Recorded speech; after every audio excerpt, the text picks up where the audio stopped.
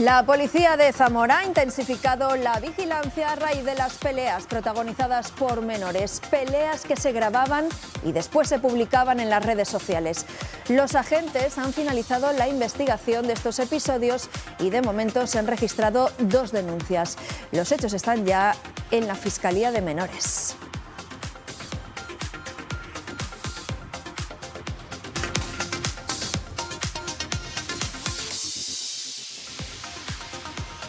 Hola, ¿qué tal? Las autoridades creen que esas peleas son hechos aislados y remarcan que no se han producido en ningún lugar más de la provincia zamorana. Enseguida vamos a estar allí, en Zamora. Y también en Burgos, donde buscan al autor o autores de disparos a coches y ventanas en la zona de Pisones. Hay 3 denuncias y la policía cree que esos disparos se han hecho con un arma de aire comprimido de balines o perdigones. Luego ampliamos esta información. ¿Y qué haría usted si le tocaran 7 millones de euros? Bueno, pues es lo que le ha pasado, lo que le ha tocado en el sorteo de la primitiva a alguien que selló el boleto en una administración de Astorga, en León. Vamos a hablar con el lotero para ver si sabe ya a quién le han tocado esos 7 millones de euros. Y en el tiempo del análisis, pues vamos a hablar de varios proyectos de humanización que funcionan en los hospitales de la comunidad. Vamos a hablar con algunas de las personas que están implicadas en ellos. Iniciativas que buscan un mejor servicio, una mejor atención sanitaria. Todo esto y mucho más, aquí, ahora, en Está Pasando.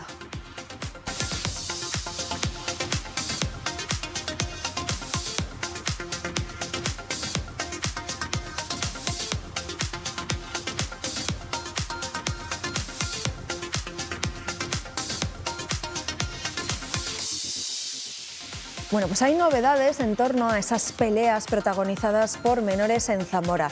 La investigación ha concluido y hay denuncias. Eduardo, cuéntanos. Sí, como dices, hay novedades en este caso. La Fiscalía de Menores está investigando ya uno de los casos de agresión en grupo a una niña. Ella, la víctima, tiene 13 años. Entre varias la acorralaron, grabaron cómo le daban una paliza y lo subieron a las redes sociales. Entre las agresoras hay un adolescente de 16 años que es Alba Villalba, sobre el quien ya tiene conocimiento la Fiscalía de Menores. Sí, la Fiscalía de Menores ya investiga las denuncias interpuestas por esas 2 familias ante las quedadas entre menores. Los autores de algunos de los vídeos difundidos a través de las redes sociales ya han sido identificados y los hechos denunciados se encuentran en vía judicial. Además, durante estos días, tanto la Policía Municipal como la Policía Nacional han intensificado la vigilancia, sobre todo en esas zonas en las que se producían las quedadas, para intentar disuadirlas. Desde la subdelegación del Gobierno aseguran que hay preocupación, pero que se trata de un hecho aislado. Veremos si finalmente la Fiscalía abre ese expediente.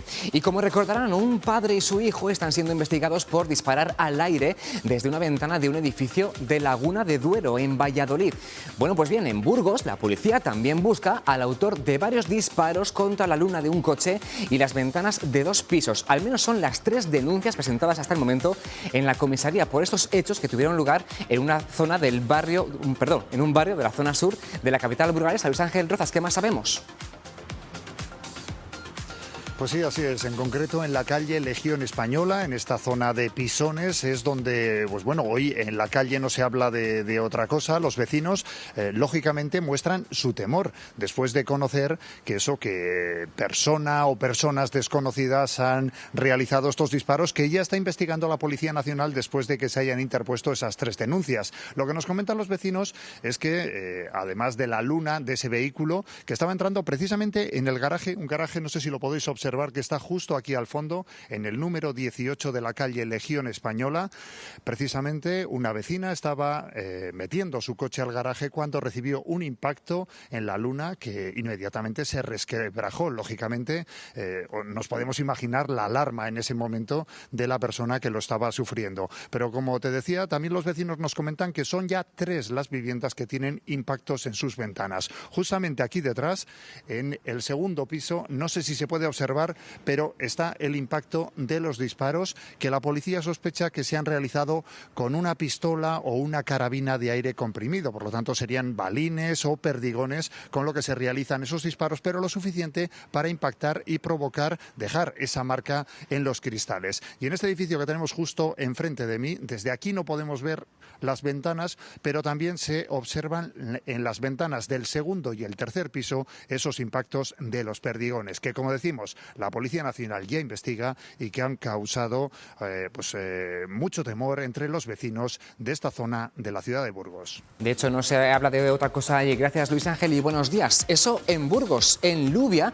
un pequeño pueblo de Soria, se han registrado 2 robos en viviendas recientemente. Y llama mucho la atención el modus operandi de los ladrones, porque esa misma noche, la noche de los robos, alguien desconectó el alumbrado público del municipio. Tiene más detalles Sergio Recio. Uno de esos 2 robos ocurrió con la propietaria y su pareja adentro. Fue aquí, encima del bar de la localidad. El presunto ladrón entró por una ventana trasera, forzándola y llevándose algo de dinero de la propia vivienda. De hecho, la Guardia Civil buscaba a un hombre tras el aviso de una vecina de ver correr al ladrón por las propias calles del municipio. Incluso el presunto autor de los hechos dejó el pueblo a oscuras. Pues un caso que inquieta en este caso a los vecinos de Lubia, en Soria. Y después de 15 horas reunidos, incluida toda la noche, el Ministerio de Justicia y los letrados no han logrado desbloquear la huelga indefinida. Desde las 5 de la tarde de ayer hasta las 8:15 de esta mañana, ambas partes han estado negociando, aunque sin frutos, como les decimos.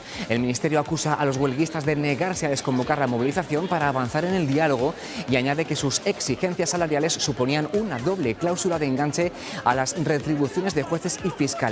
El comité de huelga, por su parte, argumenta que no ha habido una oferta concreta por parte del Ministerio y dicen que no ha habido ni diálogo ni honestidad. La actitud de los letrados va en contra de cualquier lógica negociadora. Lamentamos esa cerrazón del comité a iniciar una verdadera negociación después de casi 4 semanas de huelga. Ni hubo diálogo ni hubo honestidad. Hemos estado aquí 17 horas y el Ministerio no tuvo ninguna intención de llegar a ningún tipo de entendimiento. Solamente nos exigieron reiteradamente la desconvocatoria de la huelga. Y los que descartan ya cualquier tipo de movilización son los taxistas de la ciudad de Valladolid. El Ayuntamiento de la capital decidió ayer aumentar el incremento de las tarifas para ajustarse a sus demandas e igualar la subida en toda la comunidad. El aumento no será, por tanto, del 2,37%, sino del 3,52%. Alberto Romo es el presidente de Radio Taxi Valladolid. Alberto, buenos días. Hola, muy buenos días. Gracias por atendernos. Entiendo que están satisfechos por este acuerdo de ayer, que además evita ir a la huelga a más de 400 taxis, según tengo entendido. Sí, después de 2 horas de negociación, la negociación estaba estancada y yo, señalando el teléfono, le dije que tenía 384 socios pidiéndome ir a la huelga, si el ayuntamiento seguía con ese criterio. Entonces, el ayuntamiento decidió que yo le mandara los informes más detallados, que ya se le había remitido esto. Y entonces, una vez hecho el trámite, hoy he hablado con la secretario y me ha confirmado Belén que parece que entra en Junta de Gobierno este miércoles, y una vez que entra en Junta de Gobierno entrará Comisión de Precios la semana que viene, últimos días de la semana que viene. Sobre mediados de marzo estamos cambiando tarifas y igualarnos a todas las provincias de Castilla y León. Claro, ahí le quería preguntar a Alberto, ¿por qué en el resto de ciudades de Castilla y León la subida era la misma y la propuesta del Ayuntamiento en Valladolid era menor? ¿A qué se debía esa diferencia? ¿Les han dado alguna razón? No nos han dado la razón. Le pedimos el informe económico que justificaba el 2,39%, no lo encontraron, sabíamos que no lo tenían y ahora, se han venido a buenas, hay que quedarse con lo bueno y vamos a seguir haciendo la prestación del servicio sin paros, ni huelgas, ni manifestaciones. Estamos contentos, puesto que sabíamos que si se perdía algo en esta negociación, no se volvía a recuperar nada de lo perdido. pues le pasó a Zamora, llevaba unos años Zamora sin subir tarifas, creo recordar hace 7, 8 años, y nos ha costado 5 años recuperar la normalidad en Zamora y no queríamos que nos pasara esto aquí en Valladolid. Entiendo que este incremento de las tarifas ayuda a afrontar de otra forma la inflación. ¿Cómo la están sufriendo ustedes en su trabajo diario como taxistas? Y si este nuevo porcentaje pues, logra un poco alcanzar ese incremento, esa inflación. Bueno, hay que centrarse en lo bueno. Vamos a centrarnos en lo bueno. Vamos a decir a los compañeros que vamos a ser igual en toda Castilla y León. Hay que centrarse en lo bueno y tener claro que para mediados de marzo empezaremos a ir a los talleres, cambiamos tarifas. He hablado con las otras provincias, todas me han dado el ok, me han dado las gracias por seguir luchando por estar todos unidos. Dese cuenta que hacer la previsión de tarifas, como marca así el articulado número 47, nos obliga a prestar servicio de manera continuada y uniforme en toda la comunidad de Castilla y León. Y bueno, quiero agradeceros a vosotros también, los medios de comunicación, que os habéis estado portando muy bien con nosotros, a los amigos y compañeros de las otras provincias que siempre me han dado el apoyo, especialmente Salamanca. Ahí Ángel, el vicepresidente, siempre me prestó el apoyo y darle las gracias. Pues ahí queda Alberto Romo, presidente de Radio Taxi Valladolid. Gracias por atendernos y enhorabuena por haber alcanzado ese acuerdo finalmente. Gracias a vosotros. Un saludo. Bueno, y cambiando de asunto, les contamos hoy también que el Ayuntamiento de Salamanca ha aprobado esta mañana por unanimidad la creación de una comisión de investigación para esclarecer lo relacionado con el Peace City World, el polémico congreso que prometía inversiones millonarias de jeques árabes en la ciudad salmantina. Lo ha decidido el Pleno, reunido hoy con carácter extraordinario y con presencia de Fernando Castaño. Como saben, el concejal de Ciudadanos mantiene su acta, aunque el alcalde de la ciudad le retiró el otro día todas sus funciones y atribuciones. El PP y la formación naranja también han votado a favor de esta comisión, aunque este asunto y el del asesor que falsificó su título han centrado las acusaciones y los reproches de esa sesión, como decimos, extraordinaria, en la que por unanimidad se ha decidido crear esa comisión de investigación para intentar esclarecer qué pasó con esa visita de los jeques árabes. Y hace solamente unos días les contábamos aquí en Está Pasando, les hablábamos del incremento de la compraventa de viviendas el año pasado, y esta mañana el Instituto Nacional de Estadística ha puesto cifras ya oficiales y confirmadas a las operaciones del año pasado. En todo nuestro país se registraron casi 650.000 compraventas de viviendas, y eso supuso pues prácticamente un 15% más que el año anterior, el año 2021. Aquí en Castilla y León también aumentaron un poquito, aunque por debajo de la media nacional, por encima del 12%, con más de 28.000 operaciones compraventa de viviendas en Castilla y León y en España. ¿Y quién tiene hoy menos problemas para comprar una vivienda, si es que lo desea? Es el único acertante de la primitiva de ayer. Con 6 aciertos y el reintegro, el premio roza los 7 millones de euros, y ese boleto fue sellado en Astorga. Javier Revuelta, buenos días. ¿Sabemos si el afortunado es de allí, de Astorga? Así es, este premio de la primitiva de esta semana ha caído aquí, en la administración número 1 de Astorga. Un premio muy especial, nunca mejor dicho, porque se trata de esta categoría especial que consiste, Javier, en llevarse los 6 aciertos de números más el reintegro. Exactamente, es la máxima categoría que tenemos, un premio muy grande y estamos muy contentos, casi más que si nos hubiera tocado a nosotros. Nos da mucha alegría. Enhorabuena por la parte que os toca. Cuéntame, ¿este premio es tan inusual de que toque que acertar los 6 números y luego el reintegro, o suele pasar más a menudo? Sí, es una categoría difícil. Habitualmente es la de 6 solo, y esta es muy difícil es la máxima categoría, es muy difícil de acertar. Imagino que se habrá formado aquí un montón de revuelo y expectación para saber la identidad de la persona agraciada, ¿no?, con este premio. Pues claro, todo el mundo, los bancos. Ya me han llamado de 3 bancos diferentes para ver si necesitan algo, hay algún afortunado o agraciado o alguna persona interesada en cobrar ese premio. Estamos muy contentos. Llevamos mucho tiempo, 60 años de tradición desde mi padre, y ya llevamos un tiempo de sequía de premios, y con esto ahora pues ya nos ponemos otra vez a dar más premios. Recuperáis la ilusión en cierta manera. ¿Alguna vez habíais repartido este premio de categoría especial aquí? No, de Primitiva lo máximo 600.000 euros ya hace mucho tiempo, otro gordo de la Primitiva de 300.000 y un premio de 50.000 euros, pero de esta cantidad no, nunca habíamos dado nada de esto. No sabemos si el ganador o ganadora es un jugador habitual de la Primitiva, pero desde luego todo lo invertido en premios, desde luego que ya lo ha recuperado y ha salido ganando. Le queda todo bien compensado. Sí, imaginamos que será una persona de la comarca, porque en estas fechas no hay mucho turismo ni gente de fuera. Entonces es o Astorga o la comarca. Puedes ir incluso hasta de León, pero bueno, o de los pueblos de aquí de alrededor. En estas fechas es la gente que viene aquí, los clientes habituales son de comarca en estos meses de febrero. Pues Javier, enhorabuena una vez más por la parte que os toca y a seguir repartiendo ilusión y premios. Eso es, muchas gracias a vosotros y que sigamos dando más premios. Gracias. Premios como este, el que ha caído aquí, en Astorga, casi 7 millones de euros en Primitiva. Pues enhorabuena de momento a Javier por haber sellado allí el boleto. Aunque hay cosas que ni siquiera el dinero pueden comprar, como es la salud, y a partir de este momento en el análisis que está pasando vamos a hablar de proyectos que humanizan la asistencia sanitaria aquí en Castilla y León y que, Pilar, veremos a continuación ahora algún ejemplo, han merecido un reconocimiento recientemente. Sí, Eduardo, hoy hablamos de algunos proyectos de humanización que están implantados en los hospitales de Castilla y León.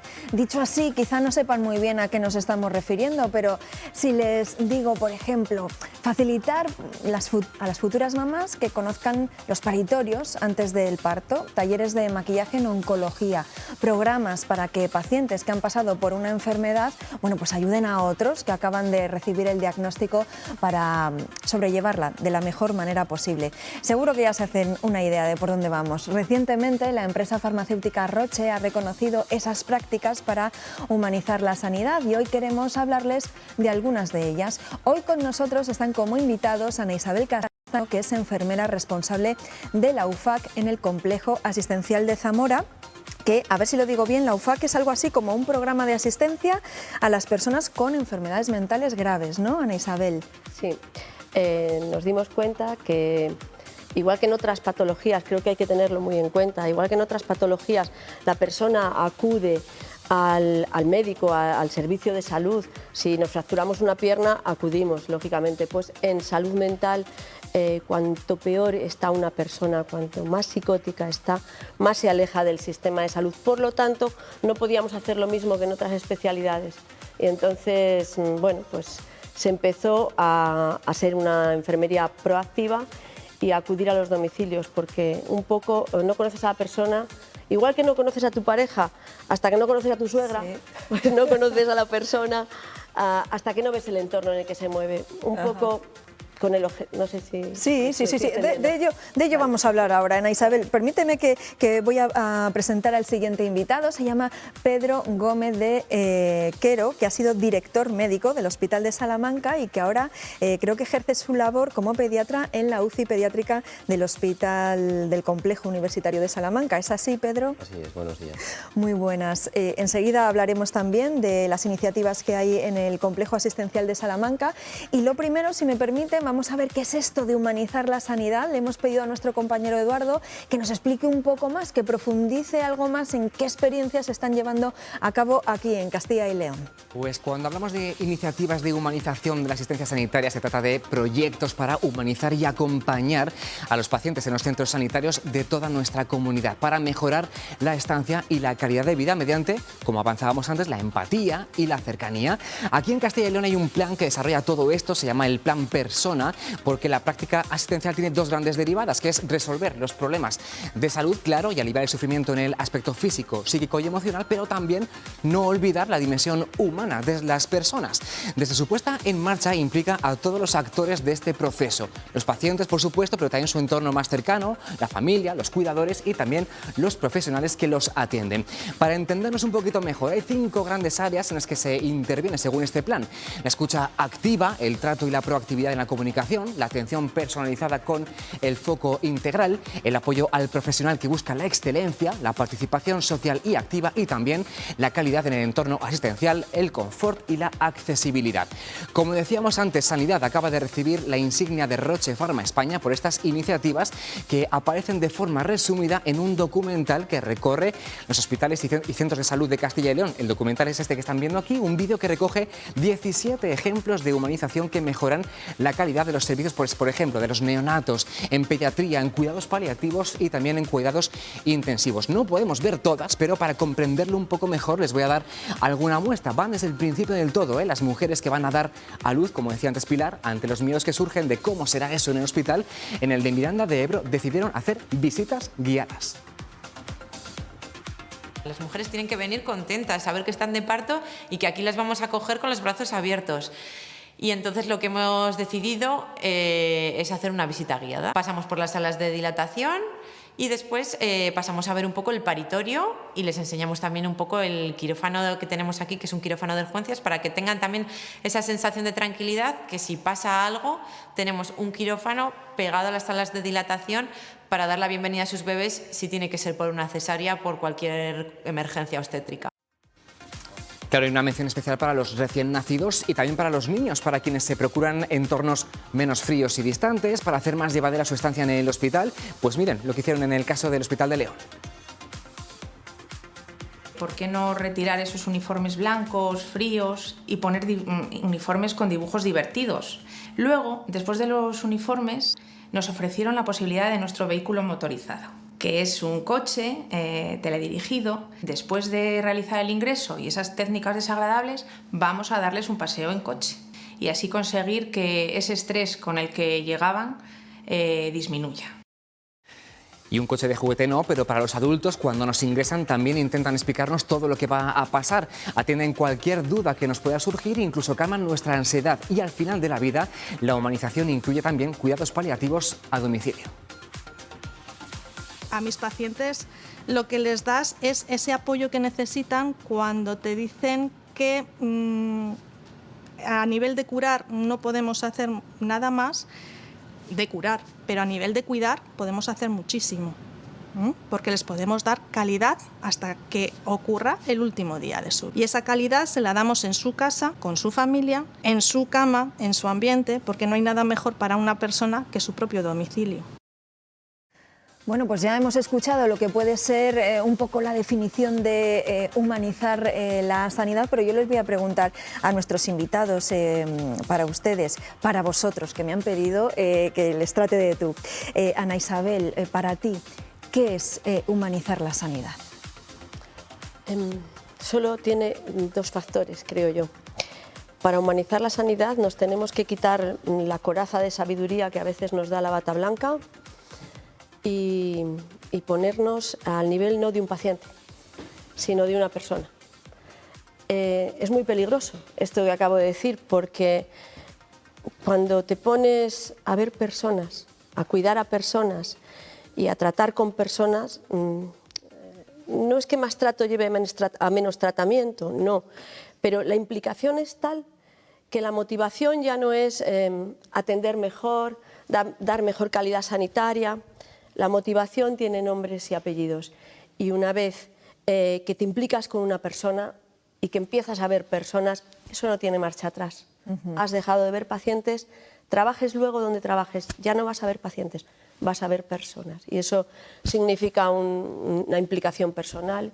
Yo siempre digo que en ese trabajo, lo que a mí, yo no sé qué habré dado a las personas que he atendido, pero a mí me han hecho viajar hacia el interior del camino de la salud mental. Es un viaje hacia el interior. Qué bonito eso que dices, Ana Isabel, y seguro qué beneficios tiene para el paciente, para esas personas. Pedro, para ti, ¿qué es humanizar la sanidad?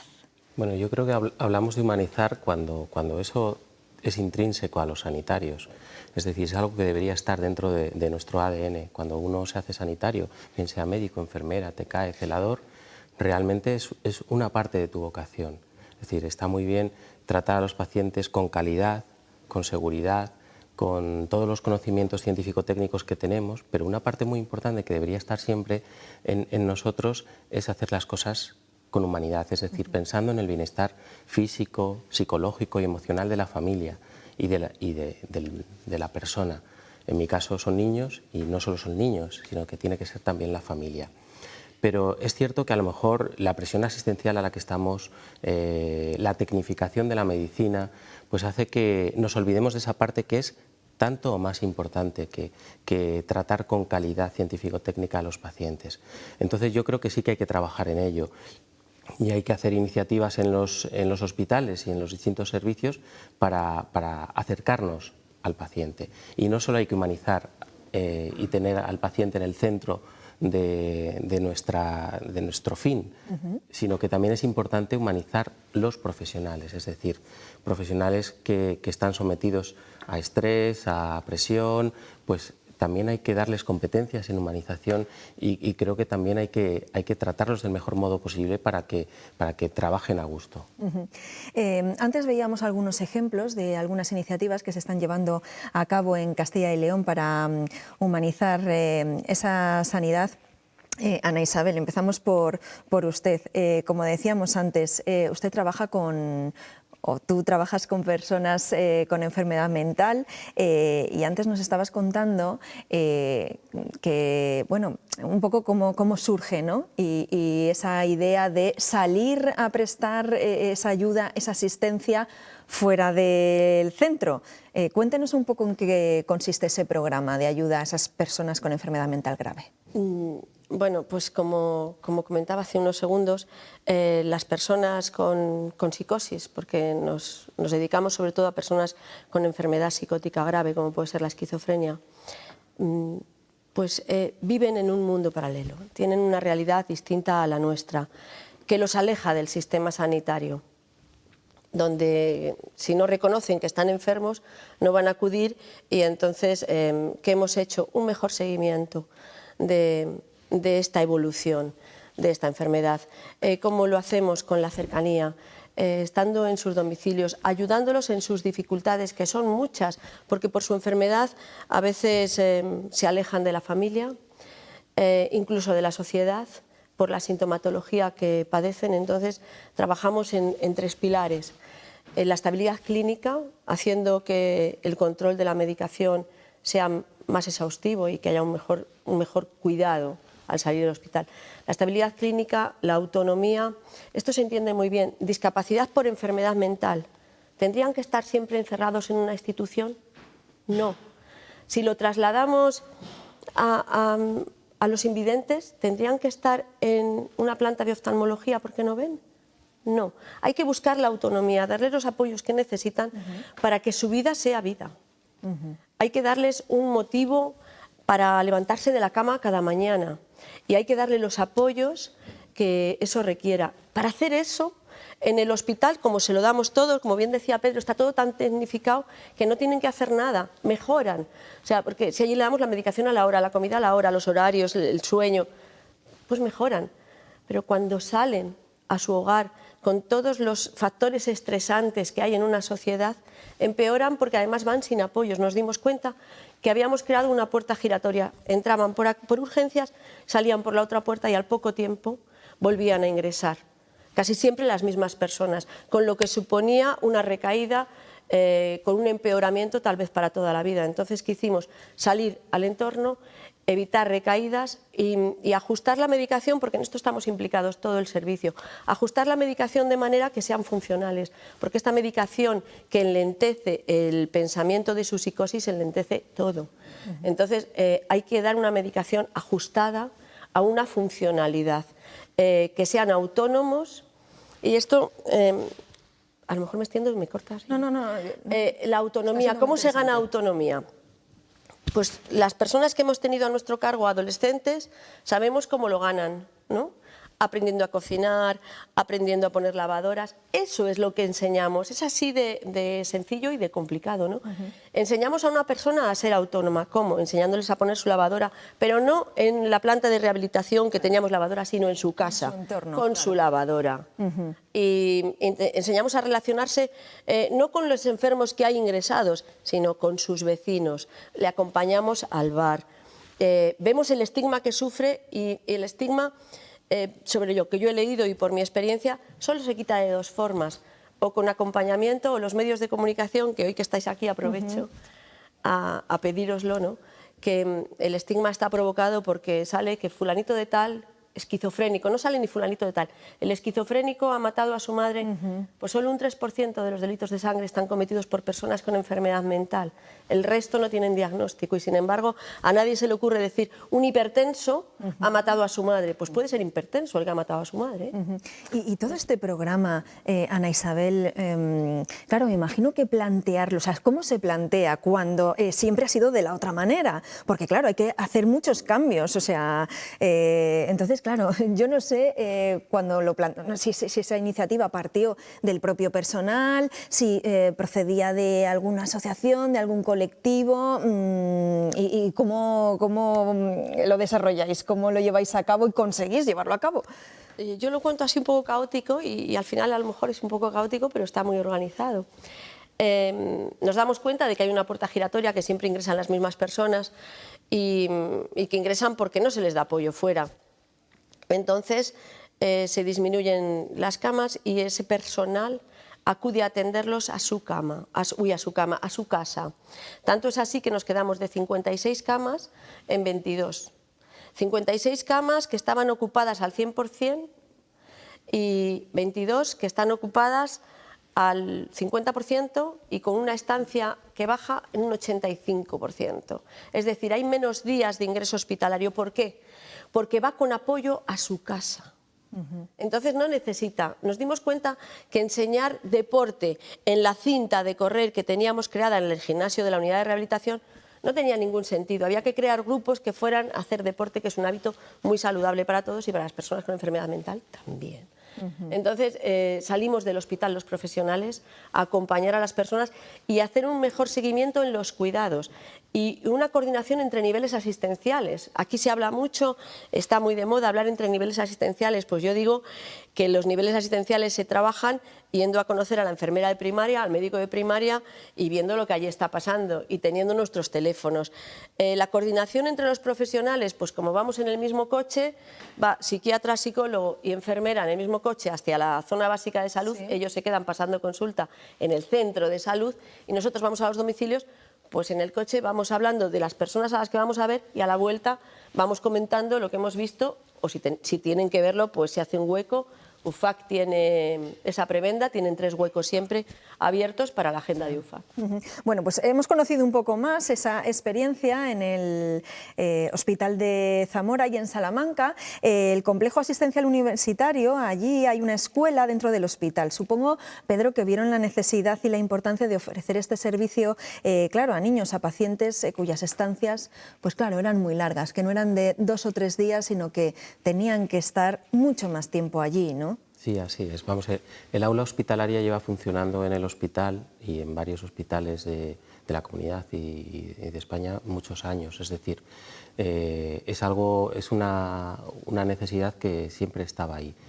Es cierto que el Hospital de Salamanca tiene unas características un poco especiales en los niños. Tenemos muchos niños con patología hemato-oncológica porque es un hospital referencia regional para el trasplante de médula y tenemos niños que están mucho tiempo ingresados. Se atiende a todos los niños, es decir, los niños que están ingresados en planta, las 2 profesoras que hay, que son Rosa y Raquel, todas las mañanas ven qué pacientes hay ingresados y cuáles pueden acudir al aula y cuáles no por su patología y tienen que acudir ellas a la habitación. Pero quizá lo más importante es lo que tú dices, aquellos niños que van a estar grandes periodos de tiempo, que fundamentalmente son pacientes hemato-oncológicos, pues son los que más se benefician de esto. Y de hecho ahora tenemos la suerte en el nuevo hospital de tener 2 áreas distintas, una para niños oncológicos y otra para niños no oncológicos, con lo cual pueden atender las necesidades de todos. Entonces no solo los niños ingresados, sino los niños que van al hospital de día pediátrico a recibir tratamientos, pues también tienen la posibilidad de estar allí en el aula hospitalaria del colegio, que además pues hemos tenido la fortuna de que distintas asociaciones público-privadas, todas coordinadas por Pífano, que es una asociación de padres y madres de niños oncológicos, que ha conseguido recaudar bastante dinero para hacer que el entorno sea amable y para hacer que no solo la planta de hemato-oncología, sino el propio aula hospitalaria es un aula preciosa. La verdad es que muy parecida a lo que puede ser un colegio, incluso mucho más bonita, para que los niños y las familias se sientan a gusto. Entonces, lo que hacen las profesoras cuando las estancias son muy largas es incluso ponerse en contacto con el centro en el que estudia el niño y ver las necesidades educativas y psicológicas que necesita y hacer una continuidad de ello. Pues ahora que ha citado a la Asociación Pífano, esta semana ya saben que se ha conmemorado el Día Internacional del Cáncer Infantil y la Federación Española de Padres con Niños con Cáncer ha reclamado más medidas de humanización en los hospitales pediátricos. Y esa también es una de las preocupaciones de Pífano, la Asociación de Padres, Familiares y Amigos de Niños Oncológicos de Castilla y León, una asociación sin ánimo de lucro que nace en 2003 con el objetivo de mejorar la calidad de vida de niños y adolescentes con cáncer y sus familias. Vamos a saludar a María Martín, que es trabajadora social de la Asociación Pífano. María, gracias por estar con nosotros también en este programa. Hola, buenos días. Gracias a vosotros por darnos la oportunidad. Bueno, como ya adelantaba un poquito Pedro, bueno, pues que ustedes también colaboran allí en el Complejo Asistencial de Salamanca, comenzaron poco a poco acondicionando estancias y, como nos decía el doctor, ahora hay una sala estupenda que creo que también tenemos imágenes y que podemos ver, pues para facilitar un poco la calidad de vida tanto a los niños como a sus familias, claro está. Sí, así es. Nosotros llevamos, además este año estamos de aniversario, llevamos 20 años, decimos ayudando en familia, y decimos en familia porque es un poco lo que caracteriza a Pífano, es una asociación de padres, con lo cual acabamos formando una gran familia para intentar hacer todo lo que está en nuestras manos. Entre ellos esta parte de la humanización, que llevamos tiempo colaborando con la Consejería de Sanidad y la Gerencia Regional de Salud. Se citaba antes el Plan Persona. Todo este tipo de aspectos de la humanización que se engloban dentro de él son muy positivos para el paciente, en este caso el paciente pediátrico y su familia.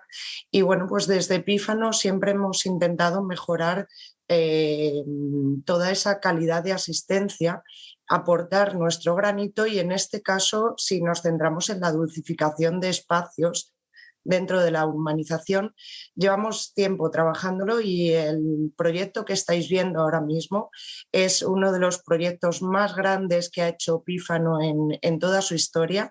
Lo ha hecho en el Hospital Nuevo de Salamanca, y bueno, pues dentro de ese proyecto de humanización hemos humanizado el hospital de día, donde acuden al tratamiento ambulatorio, hemos humanizado las habitaciones de hospitalización con aislamiento para todos los pacientes oncohematológicos pediátricos, todo el pasillo lo hemos hecho dinámico, hemos creado una serie de decoración que no fuese solo una decoración, ¿no?, sino que aportara al niño o al acompañante poder interactuar con toda esa decoración que sirve para bueno, pues, gestionar un poco también las emociones que se viven en esos largos periodos de hospitalización.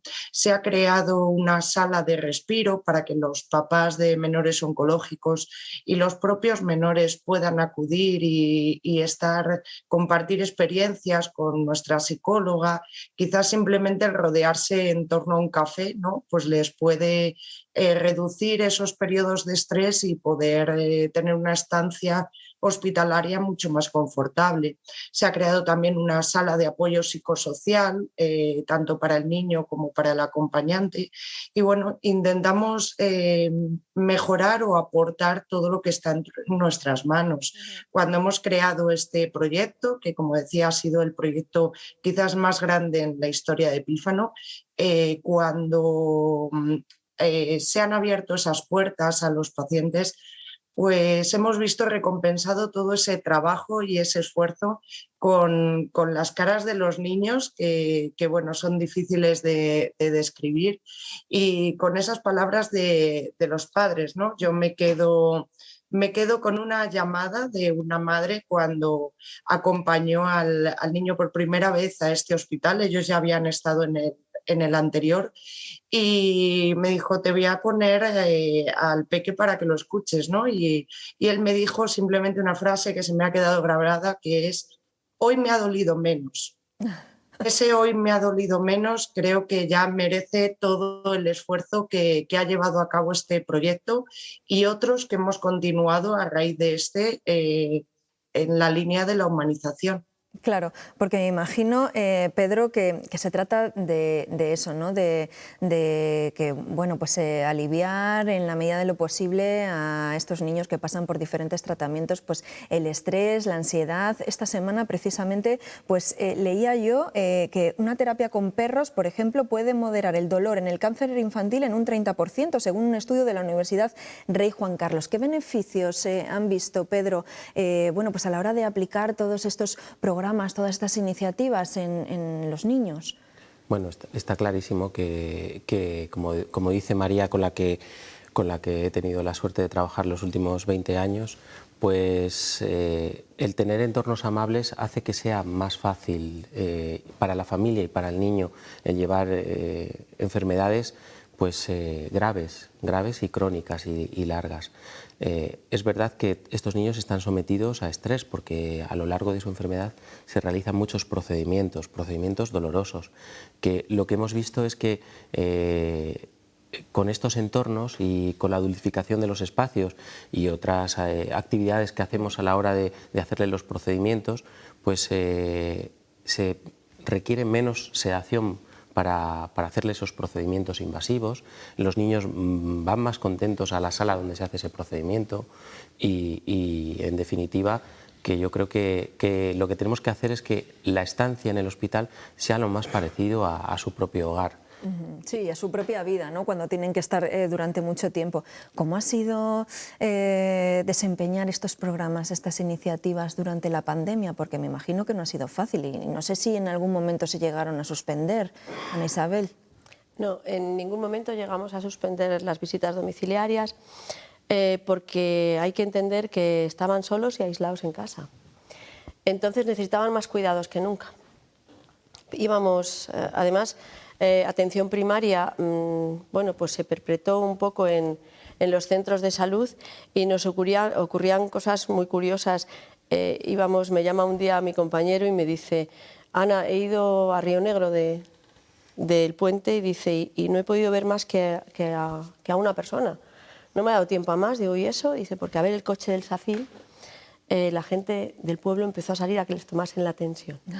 Gente que tenía dificultad para comunicarse.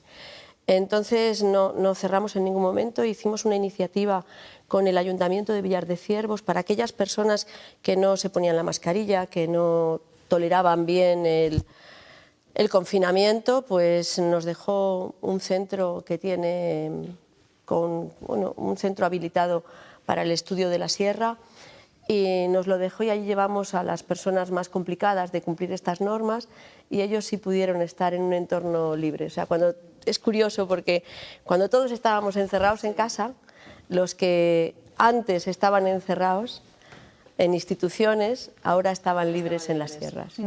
Pedro, ¿cómo funcionó durante la pandemia, bueno, pues este tipo de programas? Pues la actividad hospitalaria en niños descendió muchísimo en todos los hospitales de Castilla y León, es decir, y los programas intrahospitalarios pararon, es decir, el acompañamiento, el voluntariado. Trabajamos un poco pues en la distancia con todas estas personas que se dedican a los niños hemato-oncológicos y el resto de los niños. Pero es verdad que nosotros teníamos dos cometidos. Yo en ese momento era el director médico del hospital y no solo tenía que enfrentarme a la pandemia y a organizar con mi equipo el hospital para hacer frente a la terrible pandemia que nos azotó en todo Castilla y León y en toda España, y en Salamanca en particular fue bastante cruda.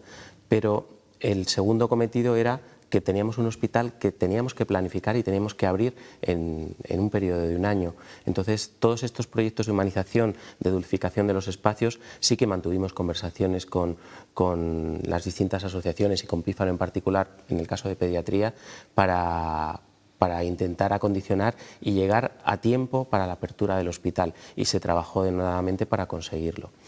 Yo lo único que quería además añadir es que estamos hablando mucho de entornos, es decir, porque es muy fácil a lo mejor hablar de humanizar a los niños, porque toda la sociedad es más sensible a lo que le pasa a un niño, porque un niño, como decía Ana, estábamos hablando fuera, un niño no debe enfermar. Esa es la conciencia que tiene. ¿Por qué tiene que enfermar un niño? Y sobre todo una enfermedad grave, una enfermedad oncológica que puede poner en peligro su vida. Eso es fácil y hacer que tenga un entorno amable, pero la humanización va mucho más allá. Dentro de pediatría y dentro de todo el hospital, supone que los propios profesionales seamos conscientes de que nos tenemos que poner en el lugar del otro, del lugar de una familia que está sufriendo.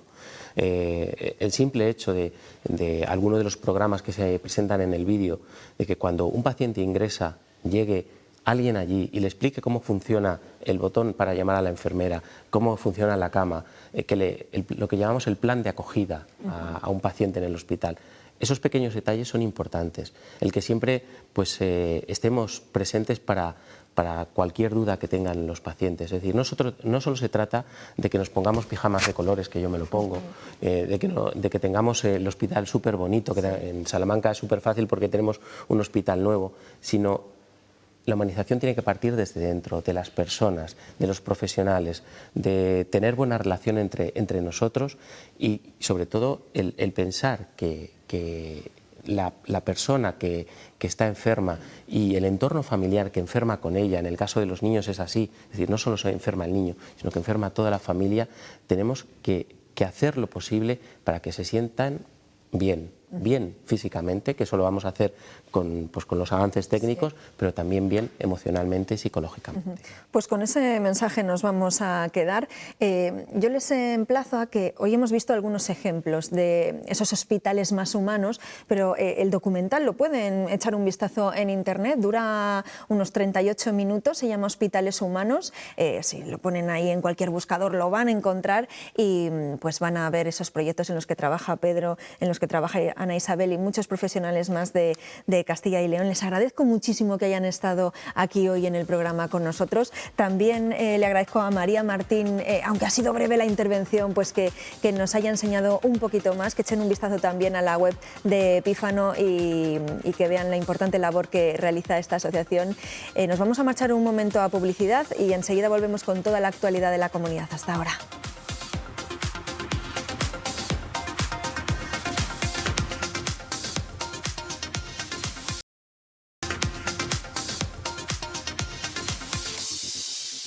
Pues seguimos aquí en Está Pasando y claro, a estas horas, un viernes, pues hay gente que ya está pensando, no en el fin de semana, sino está contando las horas para que comience el carnaval, Eduardo. También es actualidad, Pilar, y también está pasando. Comienza el fin de semana de carnavales. A partir de este momento se multiplican ya los actos y los concursos de disfraces. Los niños y los no tan niños se afanan en confeccionar los suyos o en adquirir alguno en las tiendas. Yo sé que nuestra compañera Natalia Fernández tiene claro el suyo, pero Natalia, buenas tardes. ¿Cuál se lleva este año?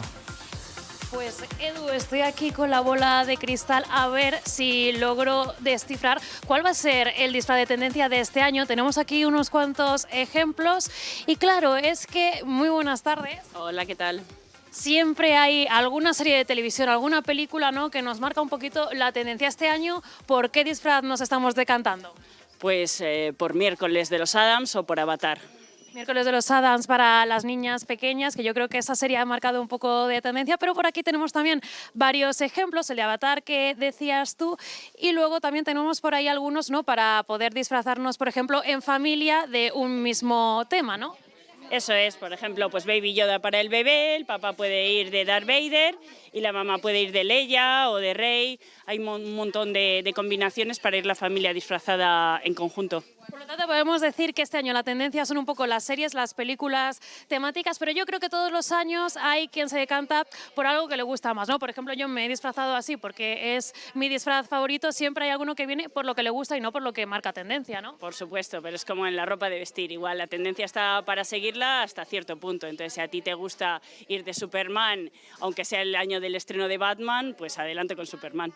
Luego también tenemos muchos grupos de amigos que deciden ir en conjunto, ¿no?, de algo en particular. Tenemos por ahí una cantante que ha marcado un poco de tendencia con una canción, ¿no?, que nos comentabas tú que ha venido por aquí más de una chica a buscar ir un poco como Shakira con Bizarrap, ¿no? Perdona, chica y chico. Más de un chico también se ha disfrazado o se va a disfrazar de Shakira con un top morado y una peluca y los cascos.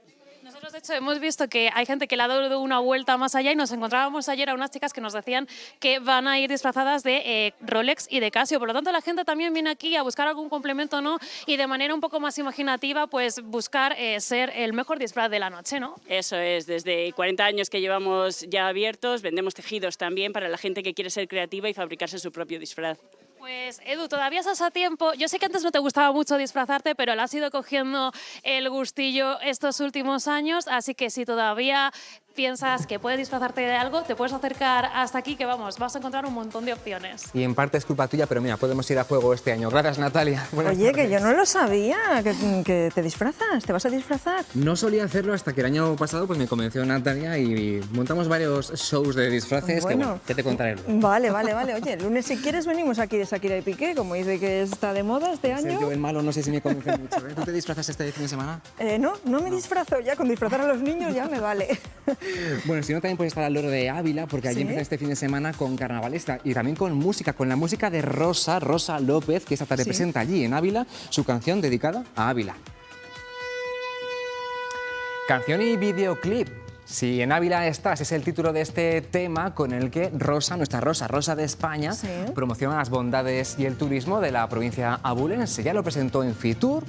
También se conoce ya este videoclip que se presentará oficialmente esta tarde a las 7:30 allí, en la capital abulense.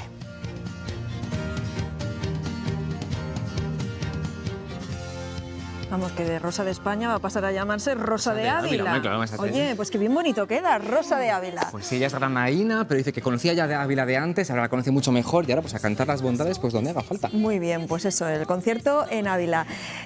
Así nos vamos con Rosa, con los carnavales, pero que el lunes estamos aquí, aunque no haya colegio y estas cosas, el lunes nosotros, Edu y yo, aquí estamos. A las 12:30 en directo en Está Pasando. Que disfruten del fin de semana. Adiós. Te cuentan historias, orgullo y memoria de aquí.